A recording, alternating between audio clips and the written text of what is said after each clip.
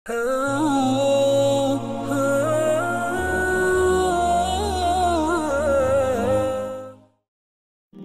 খিজির আলাইহিস সালাম যে কারণে হযরত আদম আলাইহিস সালামকে দ্বিতীয়বার দাফন করেছিলেন। পরম করুণাময় মহান আল্লাহ তাআলার নামে শুরু করছি, যিনি অত্যন্ত মেহেরবান। এমন একজন ব্যক্তি যার জন্ম হয়েছে আজ থেকে 1000 বছর আগে, কিন্তু তিনি আজও আমাদের মাঝে জীবিত রয়েছেন। ওই ব্যক্তি বিভিন্ন জায়গায় আমাদের সামনে আসেন এবং বিভিন্নভাবে আমাদের দেখা দিয়ে থাকেন। আজকের ভিডিও হলো এই দুনিয়ার সবথেকে রহস্যময় একজন মানুষকে নিয়ে, যার ব্যাপারে আজ অনেকে তালাশ করেন। তার নাম হযরত খিজির আলাইহিস সালাম। হযরত খিজির আলাইহিস সালাম কীভাবে এত দীর্ঘ জীবন লাভ করেছেন, এ নিয়ে রয়েছে বিভিন্ন গল্প বা কাহিনী। ইবনে কাসির তার গ্রন্থে লিখেছেন, হযরত আদম আলাইহিস সালামের যখন ওফাতের সময় ঘনিয়ে আসে, তিনি তার সকল সন্তানদেরকে ডেকে বললেন, হে আমার সন্তানেরা, নিশ্চয়ই মহান আল্লাহ তাআলা এই জমিনের ওপর একটি গজব নাজিল করবেন। আমার ওফাতের পর আমার দেহটাকে একটি গুহার মধ্যে রেখে দিও, যতক্ষণ না পর্যন্ত আমি শান্তি খুঁজে পাই। অতঃপর আমাকে দাফন করো। সিরিয়ার কোনো একটি জায়গায় হযরত আদম আলাইহিস সালামের মৃত্যুর পর তার দেহ মোবারক তার সন্তানদের নিকট থেকে গিয়েছিল। এরপর মহান আল্লাহ তাআলা হযরত নূহ আলাইহিস সালামকে দুনিয়াতে পাঠান। হযরত নূহ আলাইহিস সালাম হযরত আদম আলাইহিস সালামের দেহ মোবারককে নিজের কাছেই রাখেন। যখন মহান আল্লাহ তাআলা দুনিয়ার বুকে মহাপ্লাবনের সৃষ্টি করলেন, তখন সমস্ত জমিন একযোগে ডুবেছিল। তখন হযরত নূহ আলাইহিস সালাম ব্যাবিলনে চলে আসেন। তিনি তার 3 পুত্র, যারা হযরত আদম আলাইহিস সালামের দেহ মোবারক গুহা থেকে বের করে সিরিয়াতে দাফন করত,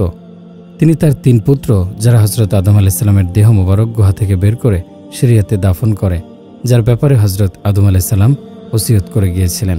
তখন হযরত নূহ আলাইহিস সালামের পুত্র বলে, এই জমিন খুবই বিপজ্জনক এবং আমরা জানি না সেই গুহা কোথায় রয়েছে।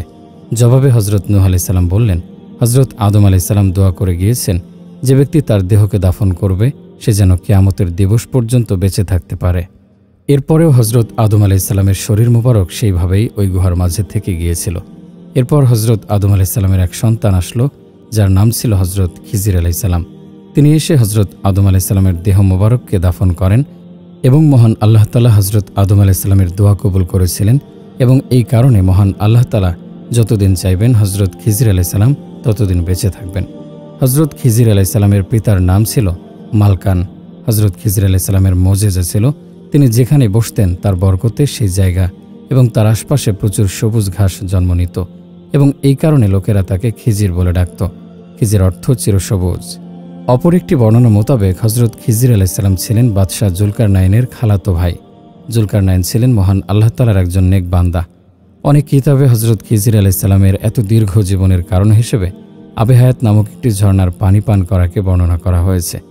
আবে হায়াতকে বলা হয়েছে এমন একটি ঝর্ণার পানি, যা পান করলে কিংবা এর পানি দিয়ে গোসল করলে সে দীর্ঘ জীবন লাভ করবে। তাওরাত কিতাবে বর্ণিত হয়েছে, এরপর ফটিকের মতো চমকাতে থাকা আবে হায়াতকে দেখানো হলো, আর সেটি ঈশ্বরের সিংহাসন থেকে উৎপত্তি হয়েছিল, একটি শহরের মধ্য দিয়ে প্রবাহিত হয়েছিল, আর সেই আবে হায়াতের পানি ছিল দীর্ঘ জীবন পাওয়ার রহস্য। আবে হায়াতের বর্ণনা অনেক আদিম কিতাবে ছিল। সেই সমস্ত বইয়ে 3 জন ব্যক্তির কথা বর্ণিত হয়েছে, যারা আবে হায়াত পর্যন্ত পৌঁছাতে পেরেছিল। তারা 3 জন ছিলেন হযরত ইউনূস আলাইহিস সালাম, জুলকারনাইন এবং হযরত খিজির আলাইহিস সালাম। তাদের মাঝে শুধুমাত্র হযরত ইউনূস আলাইহিস সালাম এবং হযরত খিজির আলাইহিস সালামই পানি পান করতে সক্ষম হয়েছিলেন। আরও বর্ণিত আছে, জুলকারনাইন কোনো একটি আদিম কিতাবে পড়েছিলেন, তার সন্তানদের মাঝে এমন একজন আসবে যে আবে হায়াতের পানি পান করবে এবং যার পরিবর্তে সে দীর্ঘ জীবন লাভ করবে। এই কারণে জুলকারনাইন পশ্চিম দিকে এই পানির সন্ধানে বের হয়েছিলেন। জুলকারনাইনের এই কথাটি জানা ছিল যে আবে হায়াতের পানি কোনো একটি অন্ধকার গুহায় প্রবাহিত হয়েছে এবং সেখানে মোট 360টি ঝর্ণা রয়েছে। এই কারণে জুলকারনাইন তার বাহিনী থেকে 360 জনকে বেছে নেন এবং প্রত্যেকের কাছে একটি মাছ দিয়ে দেন এবং তাদের হযরত খিজির আলাইহিস সালামের নেতৃত্বে পাঠান। প্রত্যেকের উপর নির্দেশ ছিল ফেরত এসে সবাই তার নিকট থাকা মাছটি পুনরায় প্রদর্শন করবে। অনেক লম্বা সময়ের সফরের পর তারা সবাই ফিরে আসে। তারা ফিরে আসার পর তাদের নিকটে থাকা মাছ প্রদর্শন করতে বলেন। সবাই যার যার নিকট থাকা মাছ প্রদর্শন করলেও হযরত খিজির আলাইহিস সালাম ব্যর্থ হলেন।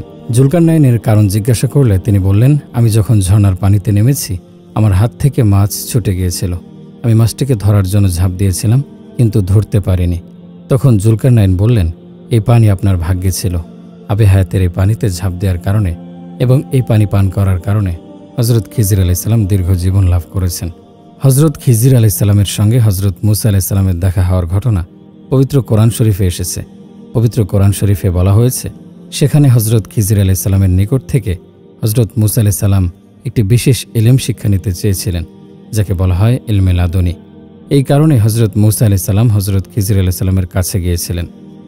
হজরত মুসা আলাইসাল্লাম অনুরোধ করেন, মহান আল্লাহ তাআলা হজরত খিজির আলাইসাল্লামকে যে জ্ঞান দিয়েছেন সেটি যেন তাকে শিখিয়ে দেওয়া হয়।